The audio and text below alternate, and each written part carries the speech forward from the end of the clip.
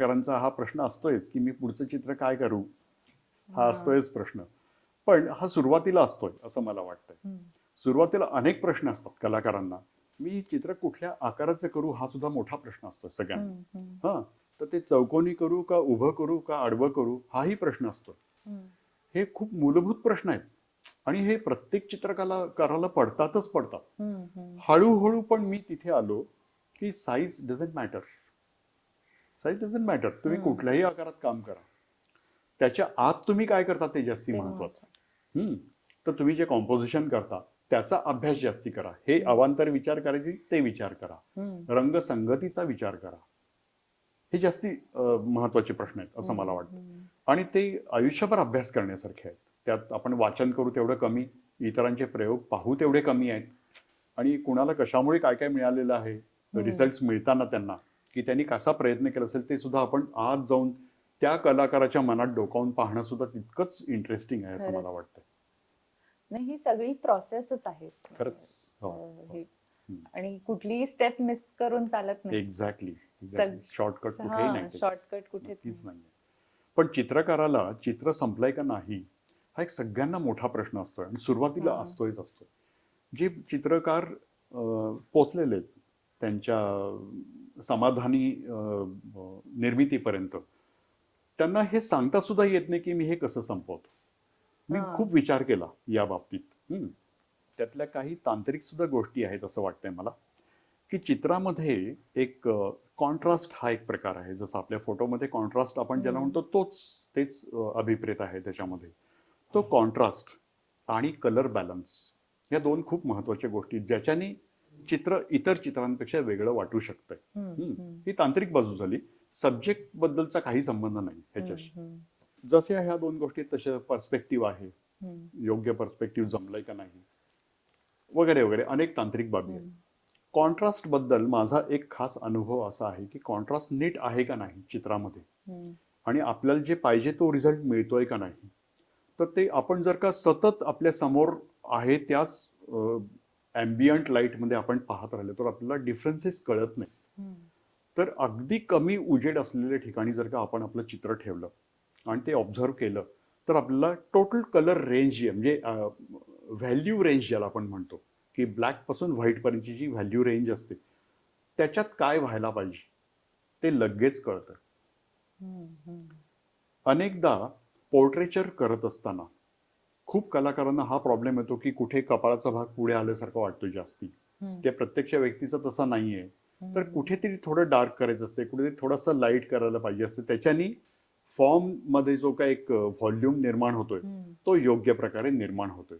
किंवा स्माईल आहे हे अजूनही दिसत नाहीये कारण हे अजूनही लाईट झालेलं नाहीये असं होत आहे. तर ह्यातले डिफरन्सेस खूप अगदी मायन्यूट असतात आणि ते करून पाहिल्याशिवाय कळतच नाही. पण तो डिफरन्स कुठे आहे हे कळायला लो लाईट मध्ये जर का चित्र ठेवलं तर ते खूप चांगल्या प्रकारे आपल्याला डिफरन्सेस कळू शकतात. हा एक टेक्निकल भाग आहे त्यातला. पण इन जनरल हे चित्र पूर्ण झालंय का नाही हे कसं कळणार. तर आपली जी काही कल्पना चित्र असते आपल्या मनातलं, आपण जे काही व्हिज्युअलाइज केलेलं असतं की हे व्हायला पाहिजे हे चित्र, त्याच्याशी तुम्हाला कम्पेअर करायला लागतंय चित्रकाराला. कारण बाहेरचं कोणी सांगणार नाहीये.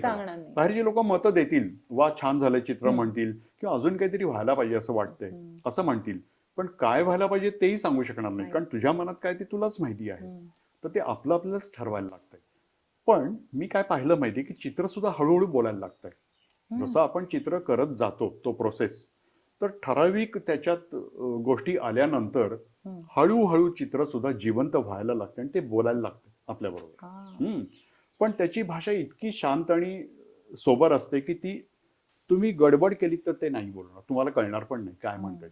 तर त्याला वेळ द्यायला लागतोय, तुम्हाला चित्रासमोर बसायला लागतंय आणि त्याचं त्याला असू द्यायला लागतंय. तिकडे मध्येच काहीतरी तुम्हाला सजेस्ट करेल ते. आणि मग पण ते अबोल भाषेत, तो काही तुम्हाला शब्द ऐकू येणार नाहीयेत ते, पण तुमच्या मनात येऊन जाईल. तुमची एक ओझरती नजर त्याच्यावरून जाताना तुम्हाला हे लक्षात येईल की अरे अजून हे केलं तर जास्त चांगलं होणार आहे हे चित्र. असे एक दोन प्रसंग होऊ शकतात त्याबरोबर, त्याच चित्राबरोबर. आणि मग एक क्षण असा येतोय की नाही की जिथे आपल्याला आतून एक प्रकारचा आनंद मिळायला लागतो की आता हे होत आलेलं आहे हे कळतंय आपल्याला लिटरली. आणि मग ते चित्र झालेलंही कळतंय आपल्याला. इतका आनंद असतोय तो निर्मितीचा अफाट निर्मितीचा. असतो तो, शब्दातीत. हा नाही, निर्मितीचा आनंद वेगळाच असतो. म्हणजे तो खरंच, अगदी कुठलीही अगदी. निर्मिती असू दे, तो एक खूप वेगळा आणि येस, खूप शांत अनुभव असतो. डेफिनेटली. मला तुमच्या पुस्तकाबद्दल पण जाणून घ्यायचं आहे. एक्सप्लोरिंग बॉल पॉइंट नावाचं पुस्तक आहे. तर त्यामध्ये त्याची एक स्टोरी पण मला तुम्ही सांगितली होती की कसं पुस्तक हो घडलं हो हो. आणि त्या पुस्तकात काय आहे हे पण मला जाणून घ्यायचंच आहे. पण हे पुस्तक मला खात्री आहे की सगळ्यांसाठी एक गायडन्स म्हणून काम करेल. तुम्हाला काय वाटतं? मी त्या पुस्तकाची एक कॉपी आणलेली आहे, तुला दाखवतो मी ती. Exploring the ball Exploring. Point असं त्याचं हा. टायटल आहे. वाव. आणि माझ्या या सगळ्या प्रवासामध्ये एक प्रसंग असा आला की जिथे चित्रांमध्ये जे काही मी दाखवलेलं आहे, तर लोकांचा विश्वास बसत नव्हता की हे तुम्ही बॉलपेननी कसं काय केलं. तर मी त्यांना समजावून सांगायचो की असं असं टेक्निक वापरलेलं आहे मी आणि हे रंग मिळतात. पण ते म्हणायचे मग की खूपच इंटरेस्टिंग आहे, मग आम्हाला का नाही शिकवत, तुम्ही शिकवू शकता का आम्हाला. आणि मग त्यातून मी वर्कशॉप्स काही ठिकाणी ऑर्गनाईज केली ती, पुण्याला, बँगलोरला, बेळगावला वगैरे. आणि अनेक लोक शिकले त्या वर्कशॉप्समधून. हा काळ जो होता तो कोविडच्या आधीचा काळ होता. अच्छा. आणि मग वर्कशॉपचं साधारणपणे रूप असं असायचं की 3 दिवसाचा कालखंड एकूण, आणि 3-3, 4-4 तास दर दिवशी, असं 10-12 तास एकूण शिकण्याचा त्याच्यामध्ये. कारण त्यात 2-3 वेगळे वेगळे भाग आहेत की पहिलं तुमचं मीडियम समजून घेतलं पाहिजे तुम्ही, आणि मग तुम्ही प्रत्यक्ष हाताळलं पाहिजे ते, आणि बरोबर. तुम्हाला त्याच्या पॉसिबिलिटीज कळल्या पाहिजेत, आणि मग त्या सगळ्या पॉसिबिलिटीज घेऊन एक चित्र निर्मिती स्वतःची. तर गमतीचा भाग असा आहे की ज्या लोकांनी चित्र कधी काढलेली नव्हती अशा लोकांनी सुद्धा त्या 10 तासाच्या शेवटी स्वतःचं चित्र काढलं होतं आणि ते खुश होतं एकदम. वाव. स्वतः बॉलपॉन्टनी चित्र काढलेलं होतं. तिथपर्यंत त्यांची तयारी वाव. करून घेतली मी. आणि बॉलपॉन्ट पेन तर सगळीकडे जगभर मिळत आहे, हा, आणि मला बरोबर. माहिती होतं की जगभर लोक वापरतात, फक्त निळ्या रंगात का असेना, फक्त काळ्या रंगात हो. स्केचिंग करतात सगळेजण. तर ही पॉसिबिलिटी त्यांनी पण हाताळावी आणि त्यांनी पण करावं, या उद्देशाने मग मी हे पुस्तक लिहिलं. तर असं झालं की कोविडच्या सुरुवातीला, म्हणजे कोविडला तर सगळेजण घरी बसले, आणि मग मी काहीतरी काहीतरी पोस्ट करायचो सोशल मीडियावर. तर त्याच्यामध्ये मला एक दिवस मी काढलेल्या नोट्स होत्या, माझ्या वर्कशॉपच्या नोट्स असायच्या. त्या नोट्समध्ये मी लिहिलेलं असायची की काही जुजबी माहिती जी जे लोक अटेंड करायचे त्यांना मी तो 5-6 कागद असायचे, त्या नोट्स मी त्यांना द्यायचो, त्या तुम्ही घेऊन जा घरी म्हणून. तर त्या नोट्स मी घेऊन बसलो होतो, आणि मला असं वाटलं की आपण ह्याचं पुस्तक तयार केलं पाहिजे. कारण आपण काय आता फिजिकली वर्कशॉप्स घेऊ शकू न, माहिती नाही आपल्याला. हो, कोविडमुळे कोविड. तरी सगळ्याच शक्यता थांबल्या होत्या, आणि असं किती वर्ष चालणार कुणालाच माहिती नाही. बरोबर. बरं, करायचं पण काही उद्योग पण काही नाहीये, तर आपण वेळ कारणी लावावा म्हणून मी ते पुस्तकाचं लिखाण सुरू केलं. आणि मी फेसबुकवर एक पोस्ट टाकली होती की मी आता एक पुस्तक लिहिणार आहे म्हणून. तर त्यावेळेला माझा एक अमेरिकन मित्र होता की जो एक वेबसाईट चालवायचा, theballpointer.com नावाची. आणि तो काय करायचा, जगभर जे काही सोशल मीडियावरती पोस्ट असतात तर त्याच्यातून शोधून काढायचा बॉल पॉइंटर्सना, आणि त्यांच्याबद्दलची माहिती, त्यांना रिसर्च करायचा त्यांच्यावरती. खरंच चांगलं असेल तर त्याच्याबद्दल 4 शब्द तो लिहायचा, एक लेख लिहायचा, त्यांची चित्र त्याच्यात त्या वेबसाईटवरती ऍड करायचा. त्याचा मला मेसेज आला. तो म्हणाला की तू पुस्तक घेणार आहेस, मला सांगितलंच नाहीस तू म्हणाला. म्हटलं हे काय, हे सांगतोय तेवढ्यासाठीच सांगतोय. आणि मग तो मला म्हणाला की तुला काही मदत लागली तर मला सांग आणि मी तुला त्या मदत करेन म्हणून. मग मदत कसली करणार, मी त्याला विचारलं. तो म्हणाला की काही नाही, मी वाचेन आणि बरोबर आहे का नाही, मला कळलं का नाही एवढं सांगू शकेन तुला. म्हटलं एक्झॅक्टली मला तेच पाहिजे आहे. आणि मग मी त्याला त्या नोट्स काढलेल्या त्याला पाठवल्या. तर तो मला म्हणाला की मला काहीही कळलं नाही याच्यात. आणि मग माझी झाली पंचायत, कारण मी ह्या वर्कशॉप्स, सक्सेसफुल वर्कशॉप्स केलेली आहेत, लोकांनी चित्र काढलेली आहेत ते सगळं वापरून. मग त्यांनी मला ते छान एक्सप्लेन करून सांगितलं की, तो म्हणाला की तू प्रत्यक्ष तिथे होतास म्हणून त्यांनी चित्र काढलेली आहेत, बरोबर. तू बोलला जे असशील त्याच्यातून त्यांना कळलं असेल, नोट्स मधून ते कळत नाही. तुझं पुस्तक कसं पाहिजे, तर तू सुद्धा नाहीयेस तरी सुद्धा सगळं कळलं पाहिजे. आणि मग मी बसून परत रिरायटिंग केलं, अभ्यास केला मी की काय लिहिलं पाहिजे, कसं लिहिलं पाहिजे. आणि मग त्याप्रमाणे त्यांनी मला मदत केली. आणि मग जवळजवळ वर्षभर आमचं ते काम चाललं होतं. मी त्याला ते लिखाण पाठवायचो. मग तो म्हणायचं की हे अजून क्लॅरिटी वाटत नाही मला ह्याच्यात, हे तू उगीच लांबड करून सांगितलंस, हे छोटं करता येते का बघ. असं करत करत आम्ही ते पूर्ण केलं. पुस्तक पूर्ण झालं. पण एक त्यात इतकी वाईट गोष्ट घडली, म्हणजे मला खास उल्लेख करावासा वाटतो त्याच्यामध्ये, की त्यांनी मला सगळी मदत केली ही. आणि मग मला म्हणाला की आता हे सगळं झालंय आपलं, तर तू ते पूर्ण कर आणि माझा जो पार्टनर आहे त्याला तू पाठवून दे, कारण ते एक फ्रेश आईजनी फ्रेश माइंडनी वाचलं पाहिजे, कारण मी सगळं वाचल्यामुळे मला त्यातले परत त्रुटी कळणार नाही, तर तू त्याला एकदा पाठव. आणि मग मी त्याला पाठवलं. मग त्यांनीच त्याच्या मित्रांनी फॉरवर्ड लिहिला पुस्तकासाठी. पुस्तक प्रिंट झालं आणि मग त्याच्या कॉपीज आल्यानंतर मी त्याला ईमेल केला की म्हटलं मला तुम्हाला गिफ्ट पाठवून द्यायच्यात, कॉपीज घ्या. कारण त्यांच्यात माझ्यात काही कमर्शियल देवाणघेवाण काहीच नव्हती. त्यांनी केवळ बॉल पॉइंटच्या या मीडियमच्या प्रेमापोटी ही सगळं मला हेल्प केलेली होती. तर मी त्यांना ते कॉपीज पाठवून दिल्या आणि क्रिसमसच्या आदल्या दिवशी कॉपीज पोचल्या आणि मला त्याच्या त्या फ्रेंड मित्राचा ईमेल आला की शिरीष बॅड लक म्हटला की कालच गेला तो. त्यांनी हे पुस्तक पाहिलंच नाही, प्रत्यक्ष तयार झालेलं पुस्तक पाहिलंच नाही त्यांनी इव्हन मला फॉन्ट त्यांनी सजेस्ट केला होता. विचार, त्याला किती आनंद झाला असता की आपल्या भारतातल्या मित्रांनी हे मीडियम इतकं पुढे नेलं, आणखीन त्यांनी इतकं छान पुस्तक तयार केलं. हा फॉन्ट का? नाही, हा जो फॉन्ट आहे ना आतला बॉडी फॉन्ट जो आहे, हेल्वेटिका म्हणून फॉन्ट आहे तो. खूप जुना फॉन्ट आहे, फेमस फॉन्ट आहे तो. तर त्याच्यामध्ये सगळं तयार केलंय. आणि हा जो फॉन्ट आहे हा मी स्वतः डेव्हलप केलेला फॉन्ट आहे हा. जो मी कॉलेजमध्ये असताना आम्हाला टायपोग्राफी होती, तर अगदी सोपी पद्धत ज्याच्यानी भराभरा मी मोठं टेक्स्ट तयार करू शकेन तयार केलेला फॉन्ट होता मी. तर ह्यावरती मला एक दाखवायचं आहे की इथे मी एक छोटंसं इलस्ट्रेशन केलंय. हे आहे बॉल पॉइंटचं टिप आहे, म्हणजे हे बारीक जे टिप दिसते आपल्याला तेच आहे मोठं केलेलं. आणि हा माझा आकार आहे इथे. तर मी चित्र काढत असताना माझा एक्झिस्टन्स मी त्या अगदी टिपपर्यंत इतका छोटा करून तिथे असतो मी, की ती कुठेही चुकू नये म्हणून मी त्या पेनला गाईड करत, तू इथं नाही इथं जायचं आहे, असा एक मेंटल प्रोसेस आहे चालू असतो. आणि त्यामुळे मेडिटेशनचाच प्रकार आहे तो. त्यामुळे किती वेळ गेला हे कळत नाही एकतर. पण अशा अवस्थेमध्ये फार वेळ नाही राहू शकत आपण. तर कुठेतरी आपल्याला ब्रेक घ्यायला लागतात. पण ते कशासाठी घ्यायला लागतात माहित नाही, पण there is some energy building up which you have to release and then start again.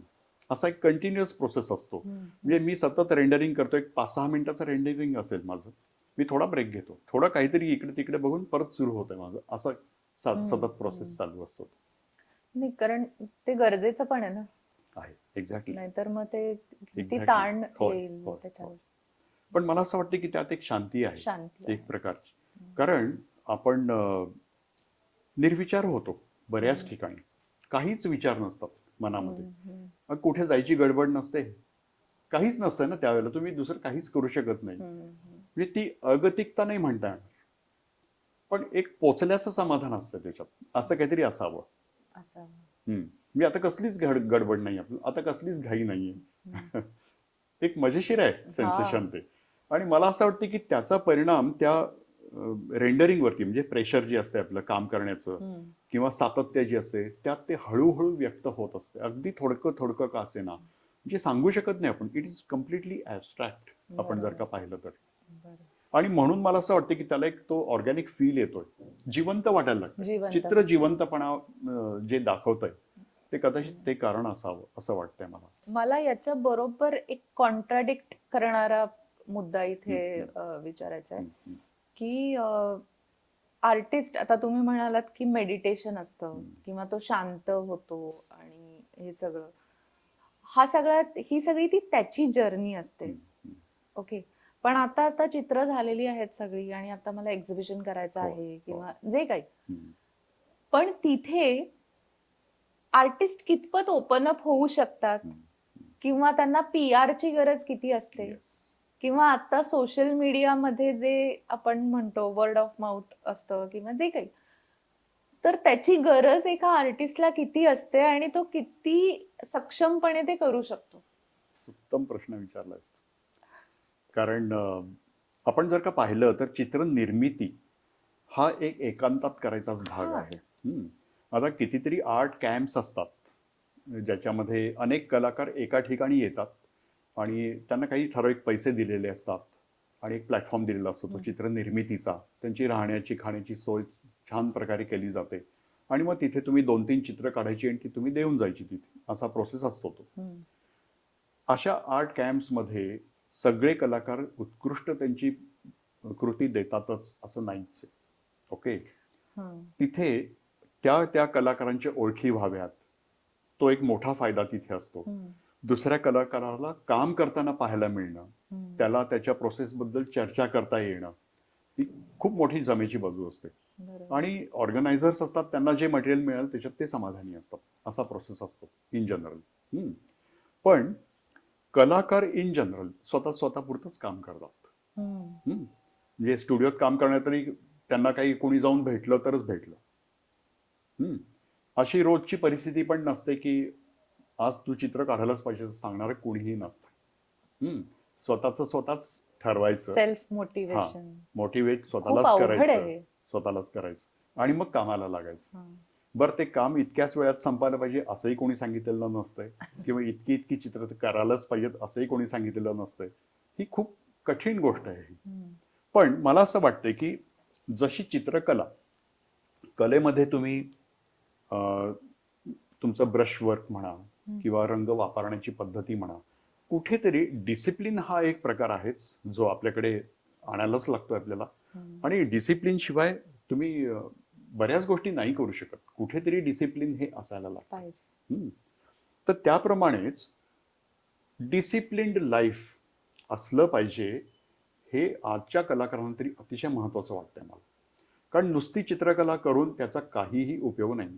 तुम्ही तुमच्या घरी स्वतःची चित्र किती लावणार आणि त्यांचं करणार काय, हा मोठा प्रश्न आहे. तुम्ही जरी असं ठरवलं की आपण गिफ्ट देऊया दुसऱ्यांना, किती लोक तुमच्याकडून गिफ्ट घेतील, कितीतरी लोक परत पण देऊन टाकतील, किती लोकांना किंमत आहे. पण त्याच्या मागे मेहनत पण आहे ना तेवढी. Exactly, म्हणजे असं नाही की मी आता एक 15 हो. मिनिटात काढून मी दिलं, असंही नाही ना.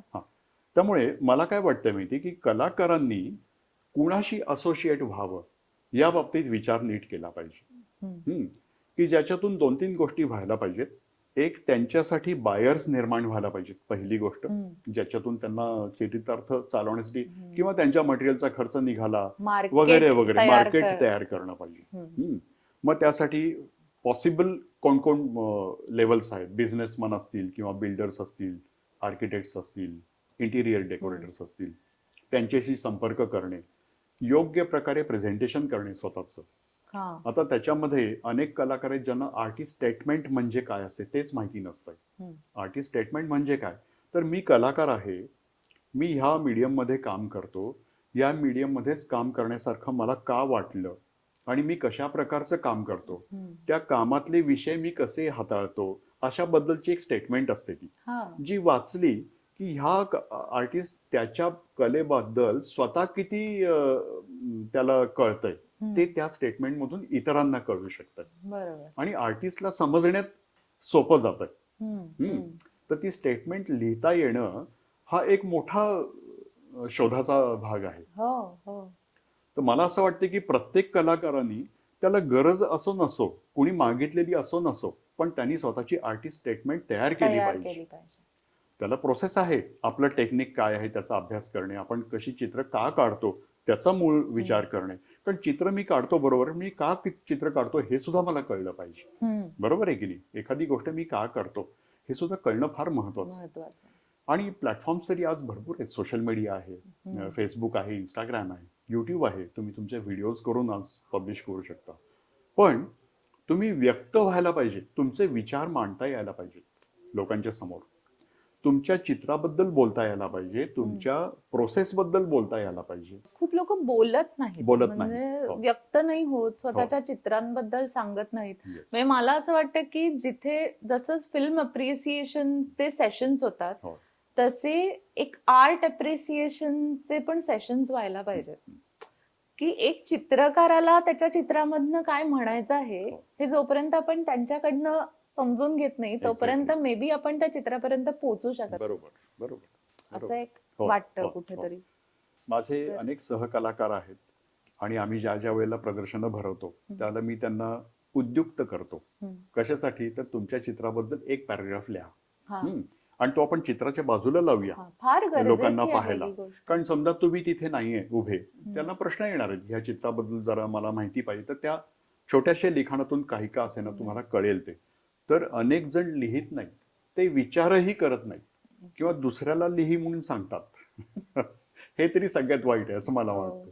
पण की तुम्हाला- भारतामधली परिस्थिती अशी आहे का, म्हणजे मला असं म्हणायचंय की बाहेरच्या देशांमध्ये, आता इजिप्तमध्ये किंवा स्कॉटलंडमध्ये किंवा अशा मोठमोठ्या आर्ट गॅलरीज आहेत आणि हो. खूप आहेत हो, अशा हो, आर्ट गॅलरीज. तर त्याचं प्रमाण भारतामध्ये कमी आहे का? आणि कमी आहे तर ते का कमी आहे? आपण खूप पळतोय का? आहे तसंच आहे. हा. आपल्याला खूप मोठ्या उड्या मारायच्या आहेत, पण त्या उड्या कशा मारल्या पाहिजेत हे माहिती नाहीये. अशी परिस्थिती आजची आहे आपल्याकडे. पण तसं वेस्टर्न कंट्रीजमध्ये नाहीये झालेलं. त्यांच्याकडे परंपरा जोपासण्याचा जो प्रकार आहे की नाही, तो आपल्याकडे नाहीये.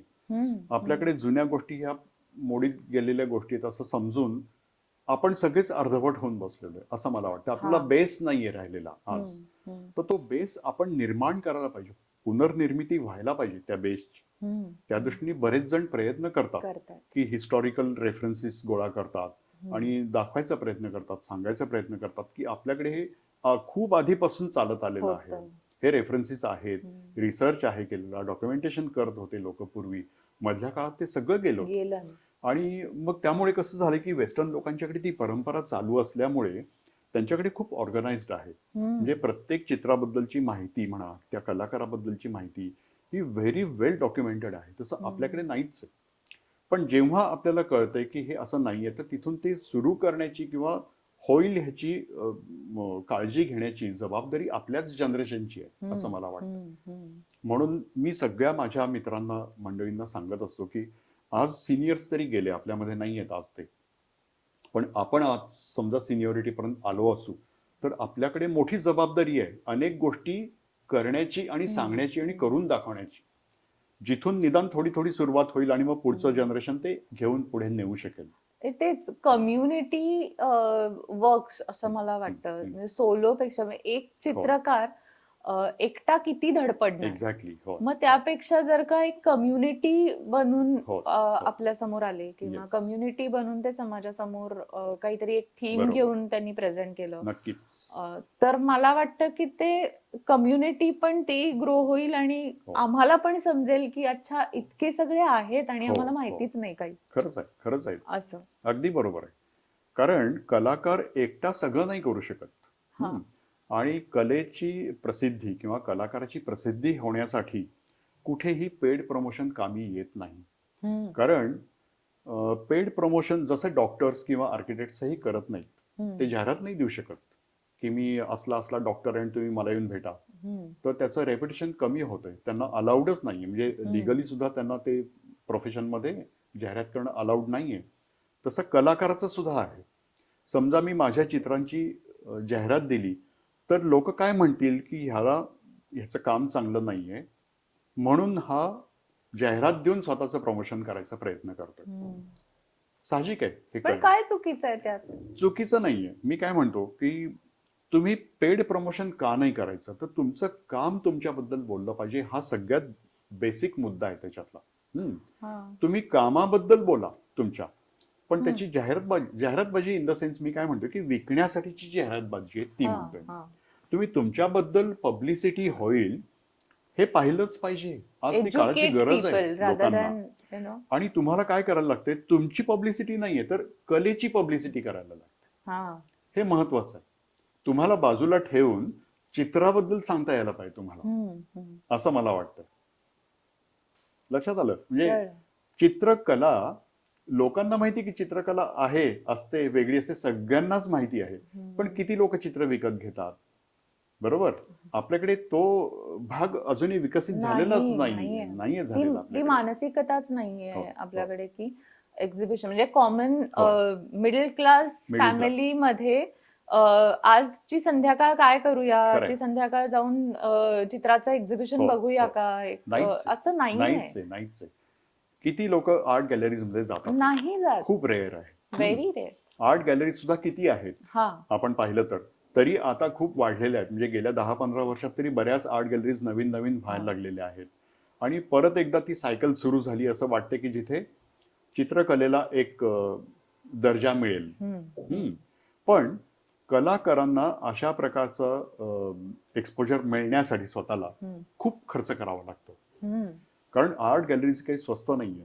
त्यांचं दिवसाचं भाडं असतंय आणि तुम्हाला ठराविक इतकी चित्र आधी तयार करायला लागतात. त्यासाठीचा तुम्हाला जे काही खर्च आहे तो झेपायला पाहिजे आणि मग तेवढा वेळ देता यायला पाहिजे. कारण थांबलं पाहिजे. तुम्हाला समजा वर्षभर लागणार आहे तेवढी चित्र निर्माण करायला. तुम्ही वर्षभर दुसरं काही नाही करू शकत आणि मग प्रदर्शन भरवायचं तुम्हीच, लोकांपर्यंत पोचायचं आणि मग त्यातून चित्र विकली गेली तर तुम्हाला त्याचे रिटर्न्स मिळणार आहेत. ते एका कलाकाराला एखादा इंडिव्हिज्युअल शो करायला, सोलो शो करायला फार कठीण आहे.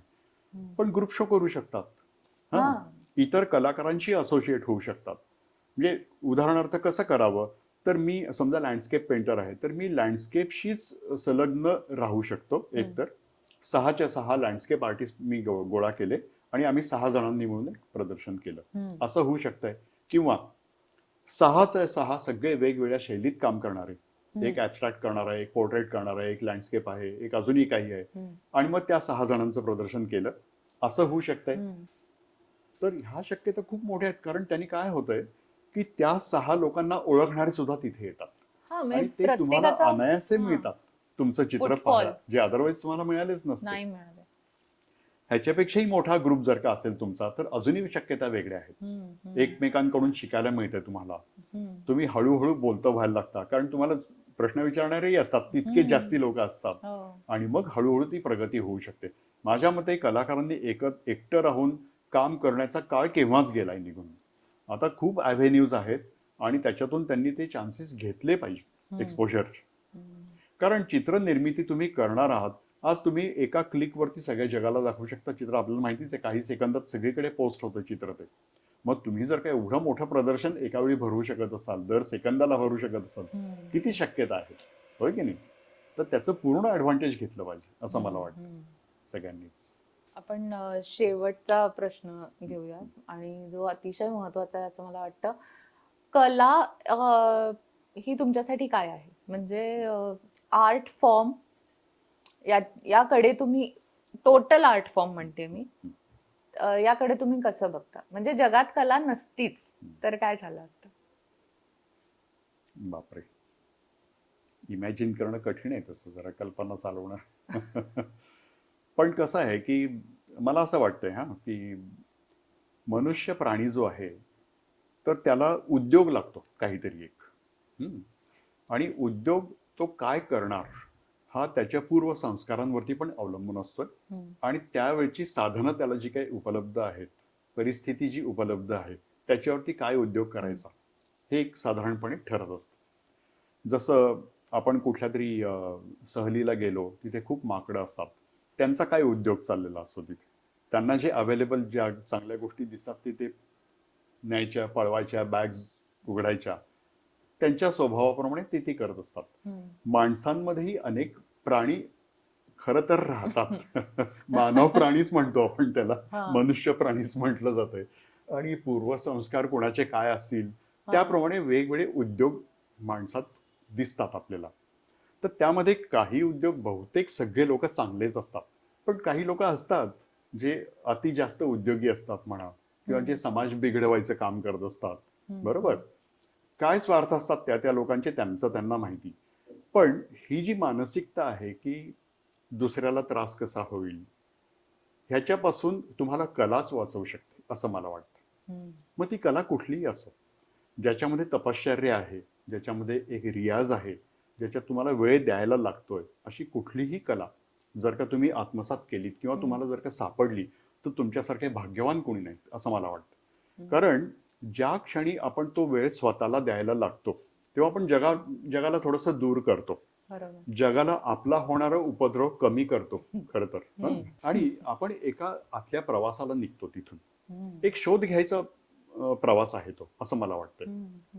चित्रनिर्मिती असू दे किंवा नाद आराधना असू दे, काही असू देत, ती एक स्वतःचाच शोध आतला घेण्याचा एक प्रवास असतो. आणि माझ्या मते आज ते आहे म्हणून इतकं जग चांगलं आहे. जगात चांगले लोक जास्त आहेत. हम्म. आपण वाईट बातम्या जरी जास्त पाहत असलो, ऐकत असलो, तरी त्या म्हणजे जग नाहीये हे निश्चित आहे. जगात आपल्यासारखे चांगले लोक अनेक आहेत आणि मेजॉरिटीमध्ये आहेत. म्हणूनच जग आज चांगलं आहे असं माझं मत. चांगल्या नोटवर आपण संपवलाय एपिसोड. नाही पण खरंच खूप खूप धन्यवाद. आणि आत्ताचे पण 2 तास आपले कसे गेले खरंच Thank you. खरंच Thank you. कळलं नाही.